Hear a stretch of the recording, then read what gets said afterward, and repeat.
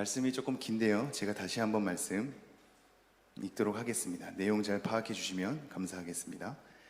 그가 또한 우리를 새 언약의 일꾼 되기에 만족하게 하셨으니 율법 조문으로 하지 아니하고 오직 영으로 함이니 율법 조문은 죽이는 것이요 영은 살리는 것이니라. 돌에 써서 새긴 죽게 하는 율법 조문의 직분도 영광이 있어 이스라엘 자손들은 모세의 얼굴에 없어질 영광 때문에도 그 얼굴을 주목하지 못하였거든. 하물며 영의 직분은 더욱 영광이 있지 아니하겠느냐. 정죄의 직분도 영광이 있은즉 의의 직분은 영광이 더욱 넘치리라. 영광 되었던 것이 더 큰 영광으로 말미암아 이에 영광될 것이 없으나 없어질 것도 영광으로 말미암았은즉 길이 있을 것은 더욱 영광 가운데 있느니라. 우리가 이 같은 소망이 있으므로 담대히 말하노니 우리는 모세가 이스라엘 자손들에게 장차 없어질 것의 결국을 주목하지 못하게 하려고 수건을 그 얼굴에 쓴 것 같이 아니하노라. 그러나 그들의 마음이 완고하여 오늘까지도 구약을 읽을 때에 그 수건이 벗겨지지 아니하고 있으니 그 수건은 그리스도 안에서 없어질 것이라.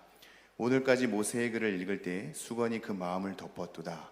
그러나 언제든지 주께로 돌아가면 그 수건이 벗겨지리라. 주는 영이시니 주의 영이 계신 곳에는 자유가 있느니라. 우리가 다 수건을 벗은 얼굴로 거울을 보는 것 같이 주의 영광을 보매 그와 같은 형상으로 변화하여 영광에서 영광에 이르니 곧 주의 영으로 말미암음이니라. 아멘. 네, 오늘은 새 언약의 일꾼 영의 직분이라는 제목으로 말씀 나누도록 하겠습니다. 말씀의 구절은 좀 길지만 오늘은 세세하게 가기보다는 좀 커다란 맥락 안에서 이 내용을 약간 쉽게 파악해 보도록 한번 노력해 보겠습니다. 우선은 지금 이 본문의 위치가 바울이 본인 스스로의 사도권에 대해서 고린도 교회 사람들이 인정받지 아니하는 상황 가운데 있는 거거든요. 지도권을 잃는 것이죠. 바울의 말의 번복에 따라 그리고 바울이 가지고 있는 외적 조건에 따라 그것을 신뢰하지 않고 의심하는 사람들이 생긴 거죠. 말의 일관성이 없음에 대해서 지적을 하고 다른 사람과 비교해 볼 때 능력이 없음에 대해서 또 다른 외적 조건을 갖추지 않은 것에 대해서 지적하면서 바울의 사도권에 대해서 항의를 하고 그 분위기를 조장하며 결국에는 그 바울이 가지고 있는 복음의 내용마저도 신뢰하지 않는 것으로 나아가는 그런 상황 가운데 있는 겁니다. 자, 이러한 상황 가운데서 바울이 3장으로부터 도대체 어떻게 푸냐면 내가 스스로 자천하겠느냐, 내가 다시 또 추천서를 받아서 와야겠느냐로 시작한다 그랬죠. 3장 1절 제가 다시 한번 읽어볼까요? 우리가 다시 자천하기를 시작하겠느냐, 우리가 어찌 어떤 사람처럼 추천서를 너희에게 붙이거나 혹은 너희에게 받거나 할 필요가 있느냐. 지금 이 맥락을 잘 유의해 주십시오. 우리는 신앙의 연수가 지남에 따라 우리가 그리스도인 됨을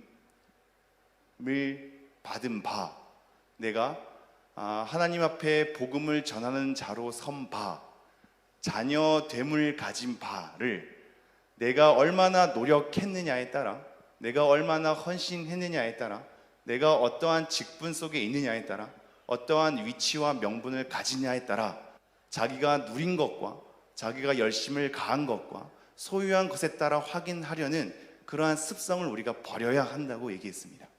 지금 바울이 똑같은 꼴 속에 있는 겁니다. 추천서라고 하는 것에 대한 이 종이 쪼가리가 사실상 신뢰라는 순 기능 가운데 나온 거긴 하지만 지금 바울에게 역기능으로 사용되었다 그랬죠. 바울이 고린도 교회를 복음을 통하여서 세웠으며 그 가운데 고린도 교회와 바울의 관계가 서로 신뢰할 만한 관계로서 수많은 애정과 눈물과 그것 때문에 근심함과 서로 기도함과 그것 때문에 또 사람을 보냄과 그 사람을 기다림과 이 수많은 과정에 있었고 그 가운데 수많은 열매를 맺었고 그들이 하나님의 길에 벗어날 때마다 다시 한번 따끈하게 채찍질함으로 그들이 회개하는 마음으로 주께 돌아오도록 하는 관계 속에 있단 말이죠. 이 수많은 관계 속에서 얻어지는 하나님이 주시는 열매, 그런 열매들이 있음에도 불구하고 어떠한 종이 조각에 대한 증서가 필요한 것으로, 그것이 없으면 너를 신뢰하지 않는 것으로 여기는 지금 상태 속에 있단 말이죠. 여러분은 그리스도인 됨을 어디서 확인하시겠습니까? 여러분이 하나님 앞에 자녀됨을 누리는 것, 그리스도인 됨을 누리는 것을 어디서 확인하시겠습니까? 여러분이 쌓인 업적으로 계속 확인하려 한다면 지금 바울과 반대의 길을 걷고 있는 것이며, 바울에게 추천서를 갖고 와달라고 당신의 사도권을 믿지 못하겠다고 요구하는 고린도 교회의 어떠한 대적들의 무리와 같은 꼴로 걸어가고 있다고 볼 수 있습니다. 우리는 어디서 확인해야 될까요? 그것을 지금 오늘 본문 속에서 계속 확인해야 됩니다. 제가 2절 다시 한번 읽죠. 3장 2절. 너희는 우리의 편지라 우리 마음에 썼고 무사람이 알고 읽는 바라. 결국은 추천서가 필요 없는 것은 너네들이 나의 추천서가 되기 때문이다. 너네들이 우리의 편지다 라고 얘기하고 있죠. 그들의 심령에 쓰인 바 또는 우리의 마음에 쓰인 바, 우리가 서로 하나님 앞에 울고 불며 기도하고 매달리고 죄에 대해서 예민하게 반응하고 다시 한번 엎드리는 이 삶, 이것을 통하여서 우리 안에 하나님의 영이 거하시고 예수 그리스도를 위하여서 우리가 함께 하나됨으로 나아가는 관계, 이 관계 자체가 우리가 서로 복음 앞에 건강하게 서 있다라는 것을 증거하는 것이며 나의 사도권을 입증하는 것이다. 너네들이 하나님 앞에 서 있는 그 삶 자체가, 그리고 우리가 함께 하나님 안에서 더불어 살아가는 것 자체가 이미 추천서가 필요 없는 하나님 안에서 복음으로서 우리가 맺어진 관계를 입증하는 것이다 라고 얘기를 했죠. 이 관계가 여러분 중요합니다. 너희는 우리의 자랑이요 우리는 너희의 자랑이다. 여러분, 하나님의 나라에 어떠한 하나님의 여러분의 그 업적을 바라고 계시는지요? 내가 얼마나 많은 것을 소유하고 얼마나 많은 헌신을 통하여서 여러분이 누리는 얼마나 많은 것들을 성취하고 싶으신지요? 결국 하나님께서는 함께하는 관계 가운데 서로 지어져 가는 것을 지금 주목하시는 겁니다. 너희가 우리의 편지다 라는 것으로 2절 얘기하면서 3절, 너희는 우리로 말미암아 나타난 그리스도의 편지니 이는 먹으로 쓴 것이 아니요 오직 살아계신 하나님의 영으로 쓴 것이며 또 돌판에 쓴 것이 아니요 오직 육의 마음판에 쓴 것이라. 우리의 편지라고 나의 추천서가 되는 우리의 관계를 얘기하면서 결국 이 관계는 그리스도께로 향하게 하죠. 그리스도의 편지로 향하게 합니다. 이게 오늘 말씀의 맥락으로 다 이어져 가기 때문에 제가 굳이 다시 한번 읽는 건데요. 지금 그리스도께로 인도하는 것을 우리가 복음 앞에 제대로 서 있는 것에 대해서 증거하는 하나의 내용과 단서와 기초로 우리에게 소개하고 있는 장면입니다. 다시 한번 3절 읽을게요. 너희는 우리로 말미암아 나타난 그리스도의 편지니 이는 먹으로 쓴 것이 아니요 오직 살아계신 하나님의 영으로 쓴 것이며 또 돌판에 쓴 것이 아니요 오직 육의 마음판에 쓴 것이라. 4절 5절 제가 읽겠습니다. 우리가 그리스도로 말미암아 하나님을 향하여 이 같은 확신이 있으니 우리가 무슨 일이든지 우리에게서 난 것 같이 스스로 만족할 것이 아니니 우리의 만족은 오직 하나님으로부터 나느니라. 확신이 자기 증명의 확신이 아니라 결국은 하나님으로부터 나오는, 우리의 편지됨이 그리스도의 편지됨으로 가는 것처럼 결국 내가 가지는 확신이 나에 대한 입증으로서 확신하는 것이 아니라 하나님께로부터 그리스도로 말미암아 나오는 것으로, 하나님께서 우리에게 어떠한 일로 일하시는지, 하나님의 신실하심과 열심이 우리 가운데 어떻게 펼쳐지는지를 잘 보는 신앙이 제대로 된 신앙이고, 하나님의 일하심과 신실하심에 대한 시각을 놓치고 어느덧 우리가 갖춘 것과 우리가 서 있는 자리와 우리가 위치에 있는 것으로 확인하려는 습성은 자꾸자꾸 복음과 멀어져 가는 상황으로 여러분이 인식을 하면 되는 겁니다. 그 가운데 이 만족이라는 것이 2장 16절에 있는 감당이라는 단어라고 그랬죠. 조건과 관련된 단어인데요, 우리가 그러한 자리에 설 수 있는 것은 우리에게 조건이 있지 않고 그 만족은 하나님께로부터 난다라는 것을 계속 강조하는 맥락이라고 했습니다. 그럼 우리 6절 한번 다시 다 같이 한번 읽도록 하겠습니다. 시작.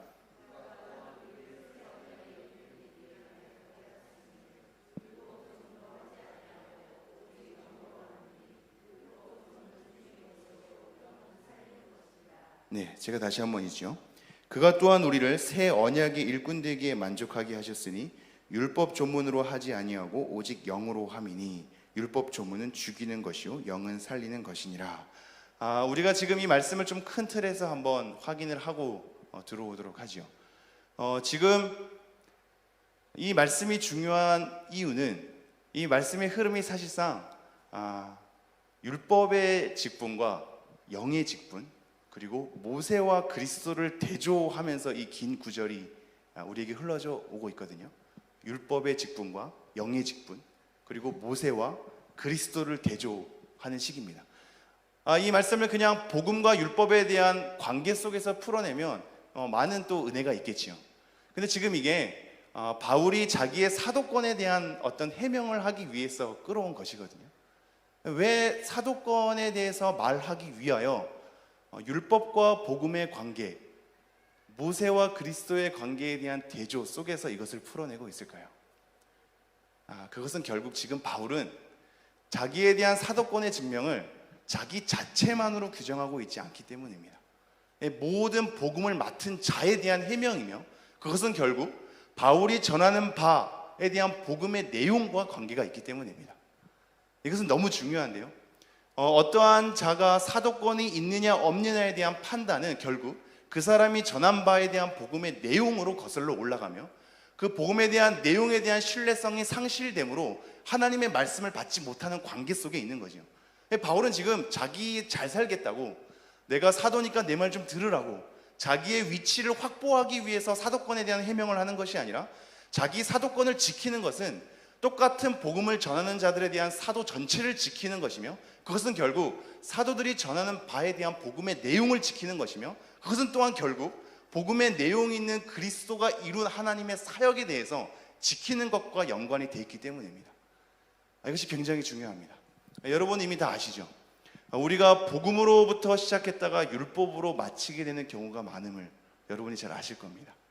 하나님 안에서 그리스도가 누린 공로를 통하여 우리가 아무런 값을 지불하지 않았음에도 불구하고 철저히 하나님의 긍휼과 사랑이 조건과 원인이 되어서 우리를 하나님의 사람으로 들이셨죠.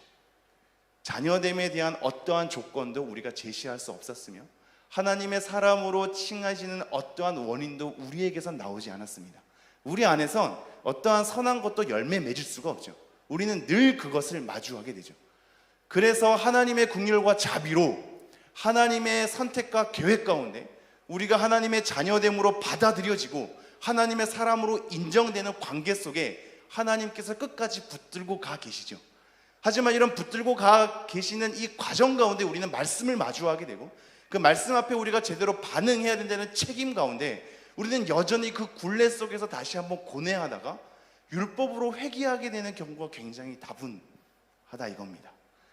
지금 사실 바울의 사도권에 대해서 문제 제기를 한 사람들이 굉장히 유대인처럼 나는 그리스도를 신뢰하지 않아, 우리는 오로지 이 율법만을 신뢰라는 형태로 그 교회 가운데 유입되지 않았을 겁니다. 여러분, 우리가 늘 신천지나 이런 이단들을 굉장히 경계하지 않습니까? 신천지가 신천지라고 써놓고 들어오나요? 아니죠. 요즘은 정말 써놓고 들어오더라고요. 자기가 신천지임을 밝히고 들어오긴 하는데, 대부분의 이단들은 자기가 이단임을 감추며 들어오죠. 자기가 이단이라고 대놓고 얘기하면서 들어오지 않죠. 마찬가지입니다. 지금 고린도 교회 가운데 바울의 사도권에 대해서 문제 제기하는 사람들이 나는 문제 있는 사람이야 라는 것으로 들어오지 않죠. 이것이 굉장히 의미가 있다고 했습니다. 왜냐하면 여러분이 그렇게 두려워하고 대적해야 하는 사탄이란 존재도 여러분이 싫어하는 방식과 여러분이 보기 싫은 형식으로 여러분이 무서워하는 존재적 형상을 가지고 여러분에게 다가오는 적이 없다고 그랬죠. 여러분이 좋아할 만한 것으로, 달콤한 것으로, 편안한 것으로, 나에게 유익이 되는 것으로 다가온다 그랬죠. 마찬가지입니다. 수많은 말씀을 혼합하게 하는 자들은 거짓으로 위장해서 그럴싸한 모습으로 우리에게 다가오는 것이며, 우리에게 설득력을 제공하게 되고 내가 그것에 관심 있는 방향으로 나를 인도하며, 그것은 결국 나에게 또 다른 유익이 되는 것으로 항상 나를 인도하거든요. 마찬가지입니다. 지금 바울에게 사도권을 가지고 문제 제기하는 사람은 문제 있는 것으로 돌출 행동을 하는 것이 아니라 그 가운데 굉장히 의미 있고 설득력 있는 것으로 문제 제기를 하겠죠. 그것은 바로 또한 율법이 될 것입니다. 그리스도를 따르는 자들은 유대교의 맥락 속에서 나왔기 때문에 전혀 새로운 종교로서 창출한 것이 아니라 유대교적 맥락 속에서 연속성상에서 나오는 것이죠. 그러므로 유대교의 배경 속에서 유일신이란 개념이 그리스도에게 적용되면서 두 신이 아니라 한 신으로, 예수는 곧 하나님이다 라는 형태로 종교적 형태가 이렇게 바뀌어진 겁니다. 유대교적 맥락 속에서 이 그리스도교가 세워진 것이요. 이것에 대한 연관성이 항상 있기 때문에 우리는 그리스도로부터 시작했다가 율법으로 마감하는 경우가 굉장히 많은 거죠. 여전히 하나님의 은혜로 시작했다가 내가 얼마나 많이 헌신했고 봉사했고 어떠한 위치 속에 있느냐, 내가 그 말씀을 지켰느냐 지키지 않았느냐, 하나님께서 요구하시는 그 말씀을 나는 마땅히 행하였느냐, 내가 얼마나 정결한가, 얼마나 거룩한가, 얼마나 많은 것을 남보다 더 많이 이루어냈는가로 자꾸 확인하려 하죠. 하나님의 은혜는 온데간데였고, 복음에 대한 내용은 온데간데였고, 그리스도를 신뢰하고 의지하는 것은 온데간데였고, 결국은 그리스도를 믿고 난 이후에 내 삶이 어떻게 변화되었는가로 초점이 맞추게 되죠. 그러니까 여전히 어떤 사람들은 교만으로, 어떤 사람들은 자괴감으로, 정죄 가운데 계속 빠지게 되는 겁니다. 오늘 말씀이 그 배경 속에 있어서 얘기를 하는 겁니다. 하나님의 은혜로 시작했다가 그리스도를 신뢰함으로 시작했다가 율법으로 마감하는 이 패턴 가운데 그들이 있었고, 이러한 패턴 속에서 바울의 사도권에 대해서 항의를 하기를 결국 율법에 대한 맥락 속에서 항의를 함으로 바울은 오히려 이 율법과 복음을, 즉 이 율법의 직분과 영의 직분을 대조하면서 우리에게 풀어내고 있는 겁니다. 한번 잘 따라와 보시죠. 다시 한번 제가 6절 읽도록 하겠습니다. 그가 또한 우리를 새 언약의 일꾼 되기에 만족하게 하셨으니 율법 조문으로 하지 아니하고 오직 영으로 함이니 율법 조문은 죽이는 것이요 영은 살리는 것이니라. 결국 바울의 사도권의 확보는 복음에 대한 이해 속에 있으며, 여러분이 하나님 앞에서 올바르게 복음을 가지고 산다라는 것에 대한 증명은 여러분이 갖고 있는 복음에 대한 이해 속에 있습니다. 그 복음에 대한 이해가 율법으로 치우쳤을 때 지금 바울의 사도권을 의심하는 방향 속에 서 있는 것이고, 다시 한번 복음의 내용을 확인함으로 율법이 아닌 그리스도께 집중했을 때 우리의 삶이 제대로 서가는 것을 바울이 자기 해명 가운데 그 복음을 풀어내는 것이죠. 제가 다시 한번 읽겠습니다. 6절. 그가 또한 우리를 새 언약의 일꾼 되기에 만족하게 하셨으니. 여러분 그 말씀 볼까요? 예레미야 말씀 잠깐 보도록 하겠습니다. 예레미야 31장 33절 자막이 준비되어 있는데요. 예레미야 31장 33절. 준비가 안 됐네요. 예레미야 찾아볼까요? 찾을 수 있는 분들은 찾아보고 못 찾는 분들은 그냥 잘 들어주시면 되겠습니다. 예레미야 31장 33절입니다. 한번 제가 읽어보도록 하겠습니다. 그러나 그날 후에 내가 이스라엘 집과 맺을 언약은 이러하니 곧 내가 나의 법을 그들의 속에 두며 그들의 마음에 기록하여 나는 그들의 하나님이 되고 그들은 내 백성이 될 것이라. 여호와의 말씀이니라. 다시 한번 제가 읽을까요? 그러나 그날 후에 내가 이스라엘 집과 맺을 언약은 이러하니 곧 내가 나의 법을 그들의 속에 두며 그들의 마음에 기록하여 나는 그들의 하나님이 되고 그들은 내 백성이 될 것이라. 여호와의 말씀이니라. 지금 율법이나 새 언약, 복음이나 똑같습니다.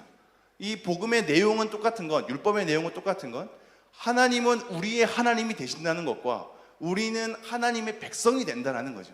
근데 그 백성을 이뤄감을, 우리의 하나님됨을 이뤄감을, 그 복음의 내용과 언약의 내용을 이뤄가는 방식을 어떻게 취했냐 하면, 예전에는 문서를 쓰는 거, 돌판에 새기는 거, 먹으로 쓰는 거라는 것에 대한 문서에 의존했다면, 지금은 하나님께서 그 말씀의 내용을 우리 마음에 새긴 바 된다고 하는 겁니다.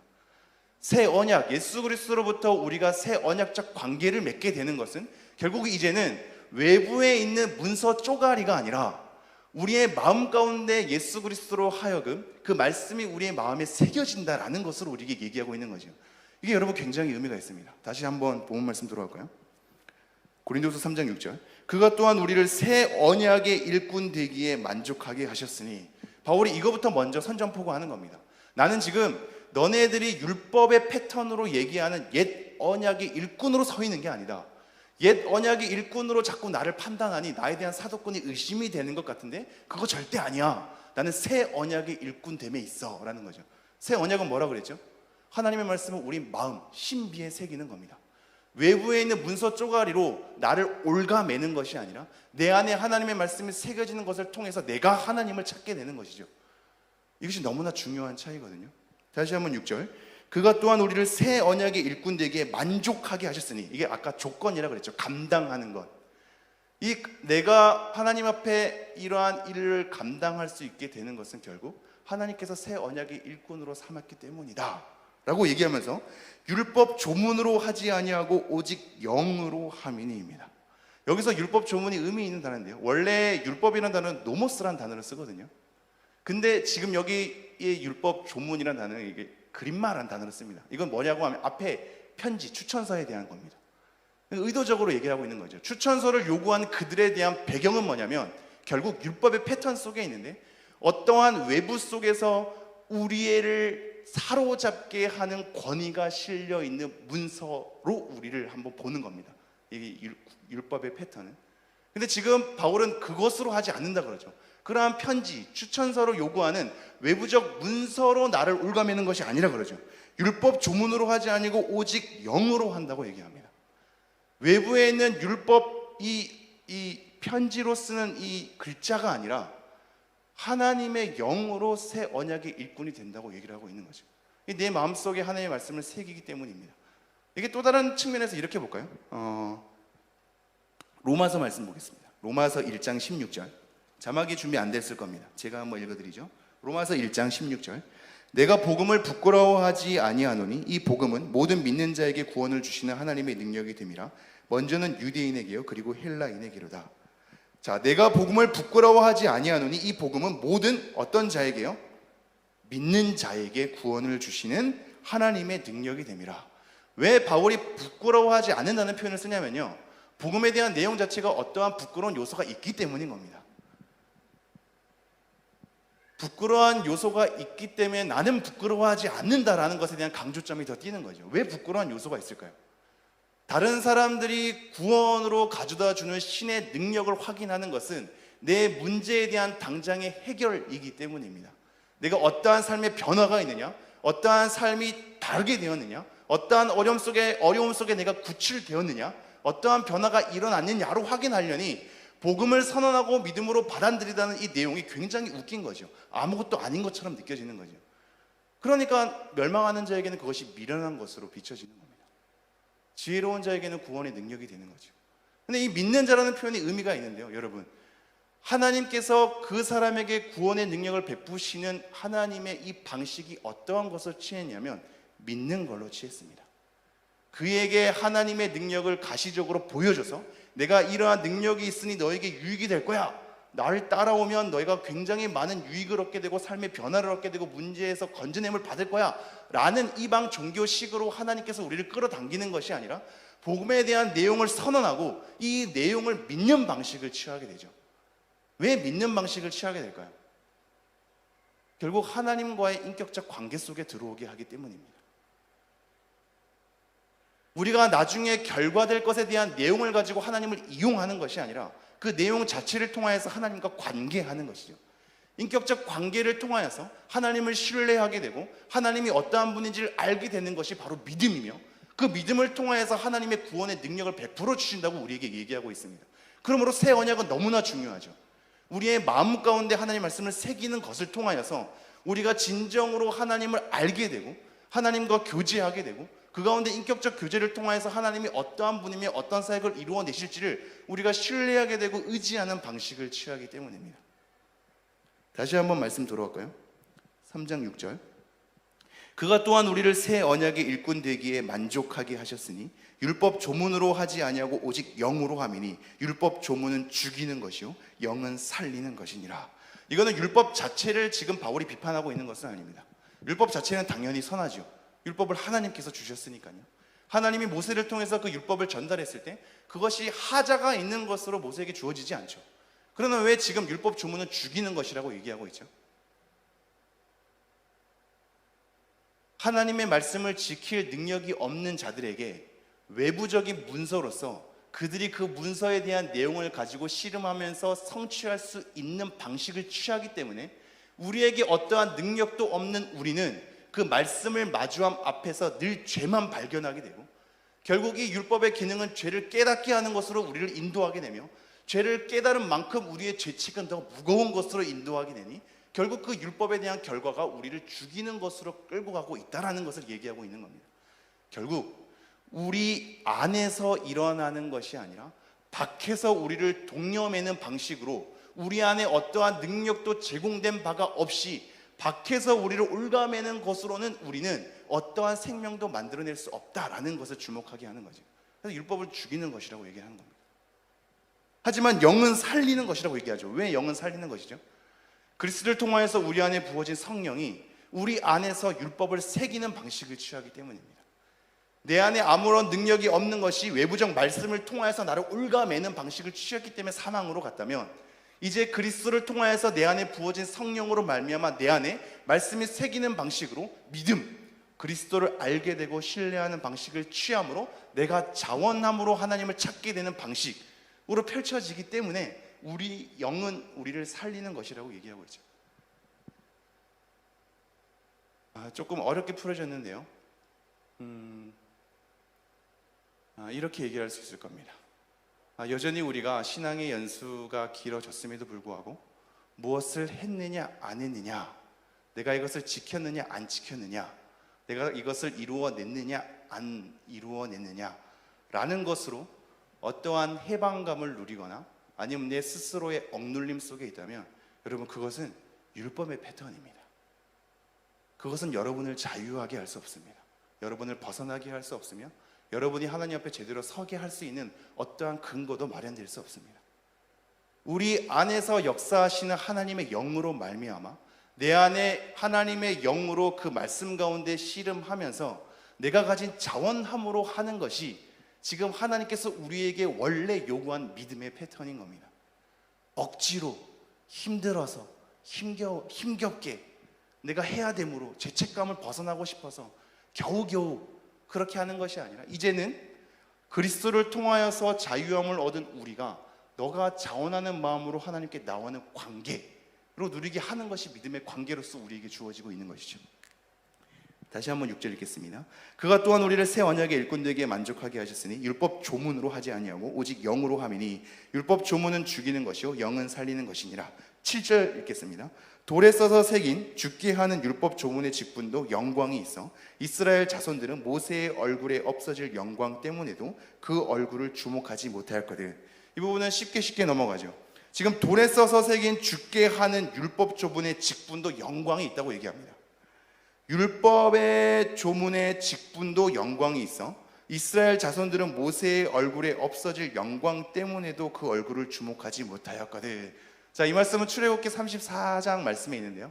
자막이 준비되나요? 네. 한번 읽도록 하겠습니다. 35절까지 있거든요. 한번 읽어보도록 하겠습니다. 시작. 모세가 그 증거의 두 판을 모세의 손에 들고 시내산에서 내려오니 그 산에서 내려올 때 모세는 자기가 여호와와 말하였으므로 말미암아 얼굴 피부에 광채가 나나 깨닫지 못하였더라. 아론과 온 이스라엘 자손이 모세를 볼 때 모세의 얼굴 피부에 광채가 남을 보고 그에게 가까이 하기를 두려워하더니 모세가 그들을 부르매 아론과 회중의 모든 어른이 모세에게로 오고 모세가 그들과 말하니 그 후에야 온 이스라엘 자손이 가까이 오는지라. 모세가 여호와께서 시내산에서 자기에게 이르신 말씀을 다 그들에게 명령하고 모세가 그들에게 말하기를 마치고 수건으로 자기 얼굴을 가렸더라. 그러나 모세가 여호와 앞에 들어가서 함께 말할 때에는 나오기까지 수건을 벗고 있다가 나와서는 그 명령하신 일을 이스라엘 자손에게 전하며. 네, 35절 말씀이 생략된 것 같은데요. 지금 이 말씀의 핵심은 이겁니다. 모세가 시내산에서 말씀을 받고 왔는데 얼굴에 광채가 난 겁니다. 사람들이 그 광채 때문에 모세를 쳐다볼 수 없는 거죠. 그래서 두려워합니다. 이 두려움을 통하여서 바로 수건을 가리는 건 아니고 모세가 하나님의 말씀을 설명하죠.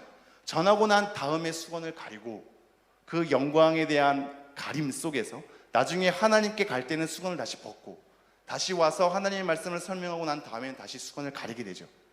이거는 모세를 집중하게 하기보다는 하나님께 집중하게 하는 것이 크며, 나중에 오늘 본 말씀에 얘기 나오는데 이 영광은 결국 소멸될 영광이기 때문에 가린 것에 대한 이유도 있습니다. 자, 이러한 배경 속에서 7절, 돌에 써서 새긴 죽게 하는 율법 조문의 직분도 영광이 있어 이스라엘 자손들은 모세의 얼굴에 없어질 영광 때문에도 그 얼굴을 주목하지 못하였거든. 8절, 하물며 영의 직분은 더욱 영광이 있지 아니하겠느냐. 지금 율법의 직분과 영의 직분을 비교하면서 얘기하고 있는데요, 율법의 직분 또한 영광이 있었다. 그래서 그 영광을 가리려고 수건으로 이렇게 가렸다. 사람들은 그것을 두려워했다. 하물며 영의 직분은 얼마나 더 큰 영광이 있겠느냐라는 것으로 율법의 세대를 거쳐서 그리스도를 통하여서 우리에게 복음의 내용이 심겨진 이 내용의 큼을 지금 그들에게 설득하고 있는 겁니다. 자, 그러면서 9절 이렇게 가죠. 정죄의 직분도 영광이 있은즉 의의 직분은 영광이 더욱 넘치리라. 결국 율법의 직분에 대한 기능은 정죄, 죄를 깨닫게 함으로 우리 안에 그 율법을 지킬 능력이 없기 때문에 결국 엎어질 수밖에 없는, 그래서 죄에 대한 심판에 이를 수밖에 없는 정죄의 직분으로서의 기능이 있는데, 이것 또한 굉장히 영광이 있다. 왜냐하면 결국 이것은 우리에게 어떠한 의도 없으며 하나님을 의지할 수밖에 없다는 것을 깨닫게 하기 때문이죠. 그리스도께 인도하기 때문입니다. 그러므로 그리스도께 인도하는 이 역할이 율법 자체로서 굉장히 정죄의 기능이긴 하지만 영광이 있죠. 하지만 이 그리스도께 인도하는 역할로서 영광이 있다면 그리스도께 가는 것 자체는 더욱 영광이 있는 거죠. 정죄의 직분도 영광이 있은즉 의의 직분은 영광이 더욱 넘치니라. 그리스도는 우리에게 의를 선사하기 때문입니다. 정죄를 선사하는 것이 아니라 의를 선사하기 때문인 거죠. 그러면서 10절 이렇게 얘기합니다. 영광되었던 것이 더 큰 영광으로 말미암아 이에 영광될 것이 없으나 없어질 것도 영광으로 말미암았은즉 길이 있을 것은 더욱 영광 가운데 있느니라. 즉 율법이 영광이 되었다가 그리스도의 영광으로 나오면 이것은 가려지는 거죠. 옛 영광은 소멸되고 그리스도의 영광이 나오는 겁니다. 그래서 11절에 없어질 것이라는 표현을 씁니다. 결국 모세가 가지고 있는 그 광채는 없어질 것이기 때문에 그것을 주목하는 게 아니야. 우리에게 있는 의를 우리에게 선사하는 영원히 있는 영광을 우리는 바라봐야 해 라는 것으로 인도하는 겁니다. 다시 한번 11절요. 없어질 것도 영광으로 말미암았은즉 길이 있을 것은 더욱 영광 가운데 있느니라. 12절 13절 우리 함께 읽겠습니다. 시작. 우리가 이 같은 소망이 있으므로 담대히 말하느니 우리는 모세가 이스라엘 자손들에게 장차 없어질 것의 결국을 주목하지 못하게 하려고 수건을 그 얼굴에 쓴 것 같이 아니하노라. 이제는 나는 담대하게 그래서 말할 수 있다. 이 하나님께서 주신 영의 직분을 통하여서 내가 얻게 된 이 복음에 대한 내용, 그리고 큰 영광으로 선사될 우리에게 의를 줄 이 내용에 대한 소망이 내게 있으므로 나는 이 복음을 부끄러워하지 아니하고 오히려 담대하게 너희들에게 얘기할 수 있다. 나는 예전에 모세가 수건을 가린 것 같이 그렇게 하지 않는다 라는 걸로 얘기하죠. 그러면서 14절 함께 읽겠습니다. 시작. 그러나 그들의 마음이 완고하여 오늘까지도 구약을 읽을 때 그 수건이 벗겨지지 아니하고 있으니 그 수건은 그리스도 안에서 없어질 것이라. 그들의 마음이 완고하여서 굉장히 딱딱하여져서, 여기서의 마음은 사실 생각이란 의미가 큽니다. 그 생각이 딱딱하여져서 오늘까지도 구약, 옛 언약을 읽을 때 그 수건이 벗겨지지 아니한다고 얘기하고 있습니다. 결국 주목할 것을 초점을 잃은 것이죠. 그리스도의 영광으로 초점이 옮겨져야 한 걸 옛 언약에 머물렀고 옛 언약을 쳐다보는 방식을 수건을 가리는 방식으로 가는 거죠. 구약을 읽을 때 그 수건이 벗겨지지 아니하고 있으니 그 수건은 그리스도 안에서 없어질 것이라. 이미 그리스도를 통하여서 옛 수건은 걷어진 바 되었고 옛 영광은 소멸되고 그리스도께서 의를 주는 방식으로 영광을 우리에게 비춰줬는데, 지금 사도권에 대한 항의를 하는 것은 율법의 패턴 가운데 바울을 계속 판단하기 때문이며 그것은 결국 복음에 대한 내용의 훼손으로 가는 것이기 때문입니다. 자, 15절부터 18절 다 같이 읽어보도록 하겠습니다. 시작. 오늘까지 모세의 글을 읽을 때 수건이 그 마음을 덮었도다. 그러나 언제든지 주께로 돌아가면 그 수건이 벗겨지리라. 주는 영이시니 주의 영이 계신 곳에는 자유가 있느니라. 우리가 다 수건을 벗은 얼굴로 거울을 보는 것 같이 주의 영광을 보매 그와 같은 형상으로 변화하여 영광에서 영광에 이르니 곧 주의 영으로 말미암음이니라. 오늘까지 사람들은 구약의 이 옛 언약의 패턴 속에, 율법의 패턴 속에 있을 때 모세의 글을 읽을 때 마음을 덮었지만 주께로 돌아가면 그 수건이 벗겨진다라고 얘기를 하고 있습니다. 지금 그리스도 안에 있어야 할 것, 두 번째는 주께로 돌아가야 할 것, 세 번째로는 주의 영광을 볼 것을 18절에 얘기하고 있는데요. 17절부터 제가 읽죠. 주는 영이시니 주의 영이 계신 곳에는 자유가 있느니라. 우리가 다 수건을 벗은 얼굴로 거울을 보는 것 같이 주의 영광을 보매 그와 같은 형상으로 변화하여 영광에서 영광에 이르니 곧 주의 영으로 말미암음이라. 시간이 가기 때문에 마지막을 굉장히 빨리 마치는 듯한 느낌이 드는데요. 지금은 하나님이 영이라는 것은 이거는 하나님에 대한 속성을 얘기하는 것이 아니고 그동안 계속 얘기했던 영으로 말미암아 우리에게 일하는, 우리 안에 성령을 통하여서 말씀을 우리 마음 가운데 새기는 방식으로 하나님께서 그리스도를 통하여서 일하신다는 소개, 즉 하나님의 직분에 대한 것을 설명하고 있지, 하나님은 영이시니 예배하는 자가 영과 진리로 예배하느니라에서 하나님에 대한 존재나 속성을 설명하는 건 아닙니다. 하나님은 영으로서 그렇게 지금 일하고 있는 것이다 라고 얘기하면서 주의 영이 하나님의 그러한 일하심이 계신 곳에는 자유함, 죄와 죽음으로부터의 해방, 그래서 결국 어떠한 율법의 조건도 우리에게 만족을 주어주는 것이 아니라 그리스도를 신뢰함으로써 우리가 자유함을 얻게 되는 것으로 우리에게 복음의 내용이 제시되어 있다라고 얘기를 하고 있죠. 이 말씀이 아무런 앞뒤 맥락을 다 끊어버리면 이 방탕으로 가거든요. 그래, 하나님은 영이시니 하나님 안에 있으면 나는 이제 자유함을 누릴 수 있어 라는 것으로 모든 것을 다 내려놓는 식으로 어떠한 것도 다 나에게 통용되지 않는 것으로 자꾸 잘못 쓰이는데, 이 말은 그 말이 아니죠. 죄와 죽음으로부터 우리를 온전히 해방하게 하고 그러기에 어떠한 것도 의지하지 않고 오직 그리스도를 신뢰하는 것으로서 우리가 자유를 얻는 거죠. 이미 그리스도를 통해서 자유를 얻는 우리가 율법의 또 다른 패턴과 조건 가운데 나를 끌고 가서 고난으로, 또한 나를 정죄할 수밖에 없는 삶으로 그 굴레로 놓이는 것이 아니라 오직 그 자유함은 그리스도께 있으니 그리스도를 신뢰함으로 죄와 사망으로부터 해방을 얻어야 된다라는 측면에서 지금 그리스도 안에 자유함이 있는 것으로 우리에게 얘기하는 겁니다. 그러면서 18절, 우리가 다 수건을 벗은 얼굴로 거울을 보는 것 같이 주의 영광을 보매 그와 같은 형상으로 변화하여 영광에서 영광에 이르니 곧 주의 영으로 말미암니라. 주의 영광을 보라. 율법 안에 있는 패턴으로 가지 말고 그 영으로서 우리 안에 일하시는, 그래서 그리스도 안에 있는 것, 주께로 돌아가는 것, 주의 영광을 보는 것으로 우리에게 얘기를 하고 있습니다. 마무리를 하지요. 결국 지금 오늘 말씀이 굉장히 이 내용만으로는 파악하기가 쉽지 않은데 맥락이 어느 맥락 속에 있냐면요, 바울의 사도권에 대한 해명 속에 있으며, 바울의 사도권에 대한 해명이 중요한 이유는 바울이 전한 복음의 내용 때문에 있는 것이며, 결국 그 내용에 대한 훼손은 그리스도께 가지 못하는 것으로 우리를 이끌기 때문에 너네들에게 진정한 자유함을 주는 것, 우리의 사도권에 대한 내용을 얻는 것은 복음의 내용, 즉 그리스도 안에 있게 하며 그리스도의 영광을 바라보게 하며 주께 돌아가게 하는 것으로 복음의 내용이 서 있어야 그것이 올바른 것으로 우리에게 펼쳐지고 있는 것이다, 그것이 우리에게 진정한 자유를 주는 것이다 라는 것으로 정정해주고 있습니다. 그리고 그러한 정정과 더불어서 자기의 사도권에 대한 설명을 하고 있는 것이죠. 여러분은 하나님의 말씀을 어떻게 보십니까?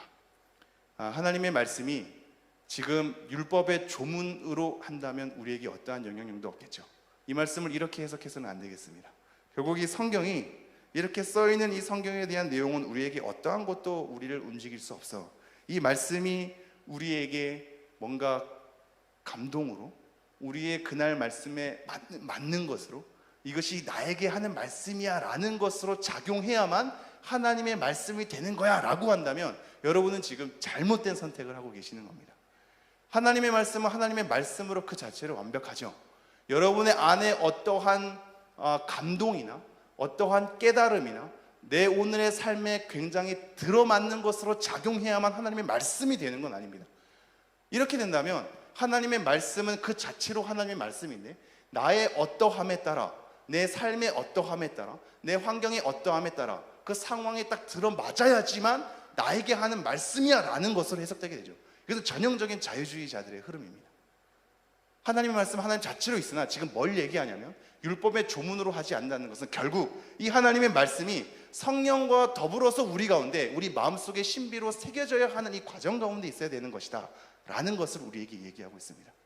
우리 내부의 성령의 작용 없이 외부에 떨어진 율법에 대한 조건이 우리를 동여매는 것으로 우리에게 자유함을 흐르게 하지 않고 우리 안에 성령의 일하심으로 이 말씀과 함께, 그래서 이 말씀은 성령과 함께라는 표현을 꼭 쓰거든요. 말씀과 성령이 우리 안에 그리스도를 신뢰하게 하고 그리스도 안에 있게 하고 그리스도께 돌아오게 하는 것으로 우리가 자유함을 얻을 수 있으며 그것이 너네가 전해야 될 복음의 내용이다 라는 것으로 우리에게 소개하고 있습니다. 우리의 신앙이 율법의 패턴으로 가지 않고 계속 이 장면을 확인하시면서 그리스도를 더욱더 신뢰하는 그리고 그리스도 안에 더욱더 거하게 되는 여러분 되었으면 좋겠습니다. 기도하겠습니다.